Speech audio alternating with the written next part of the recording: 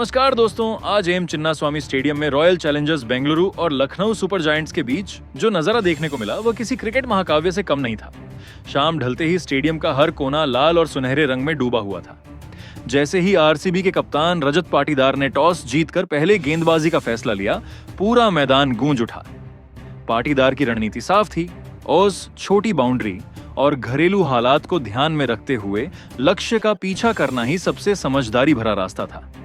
लखनऊ की पारी की शुरुआत करने उतरे मिचेल मार्श और एडन मार्करम। पहले ओवर की जिम्मेदारी अनुभवी भुवनेश्वर कुमार के हाथों में थी। भुवी ने पहली ही गेंदों से अपनी स्विंग का इशारा दे दिया। दूसरे ओवर में एक आउटस्विंगर पर मार्श का बाहरी किनारा लगा। स्लिप में खड़े देवदत्त पडिक्कल ने छलांग तो लगाई, लेकिन गेंद हाथों से फिसलती हुई बाउंड्री के पार चली गई। किस्मत ने मार्श का साथ दिया, मगर उनका इरादा शुरू से आक्रामक था। तीसरे ओवर में माहौल अचानक उफान पर आ गया। भुवनेश्वर ने नकल बॉल फेंकी, लेकिन लेंथ थोड़ी छोटी रह गई।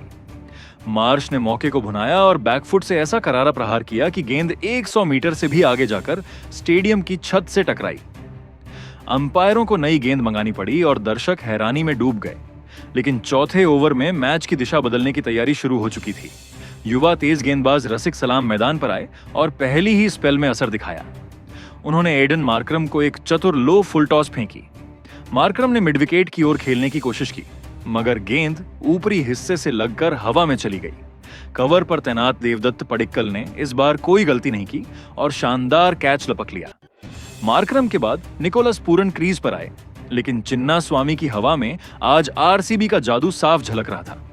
पावर प्ले के आखिरी ओवरों में जोश हेजलवुड को आक्रमण पर लगाया गया। अपनी सटीक टेस्ट लेंथ और उछाल से उन्होंने बल्लेबाजों को असहज कर दिया। एक तेज उछाल वाली गेंद पर पूरन पुल शॉट खेलने में पूरी तरह चूक गए और गेंद सीधे मिडिल स्टंप उखाड़ ले गई।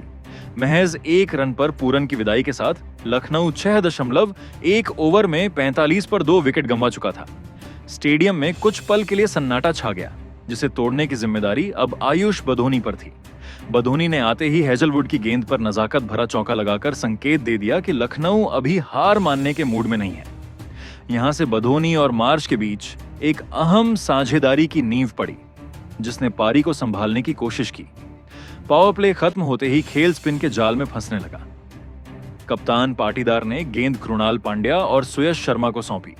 दोनों ने मिलकर ऐसा दबाव बनाया कि रन निकालना मुश्किल हो गया।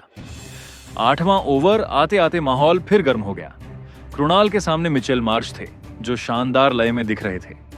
मार्श ने पहले लॉन्ग ऑन के ऊपर फ्लैट 6 और फिर एक्स्ट्रा कवर की दिशा में तेज चौका जड़ दिया। कुछ पल के लिए आरसीबी खेमा बेचैन हो उठा, लेकिन कृणाल ने धैर्य नहीं खोया।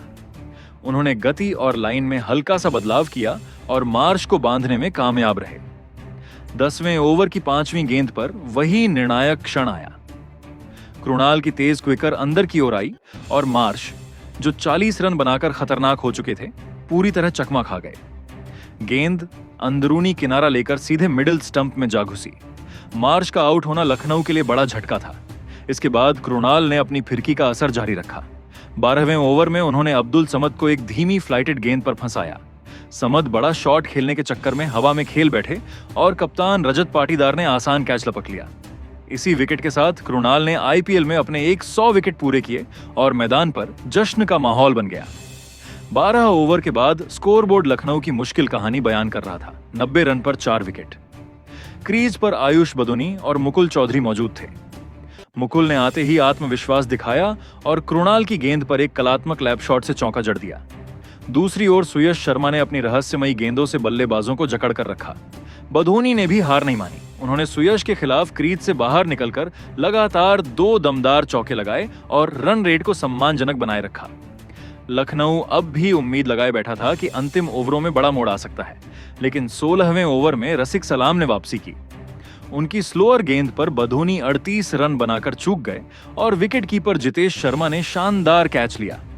इसके बाद भुवनेश्वर कुमार ने अपने आखिरी ओवरों में अनुभव का पूरा इस्तेमाल किया।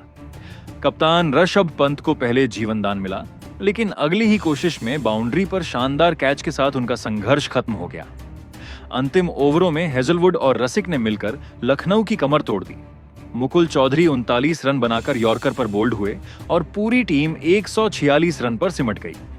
आरसीबी के गेंदबाजों ने मिलकर यह साबित कर दिया कि चिन्नास्वामी में आज उनकी ही बादशाहत थी। यही थी दोस्तों लखनऊ सुपर जायंट्स की पहली पारी की पूरी कहानी।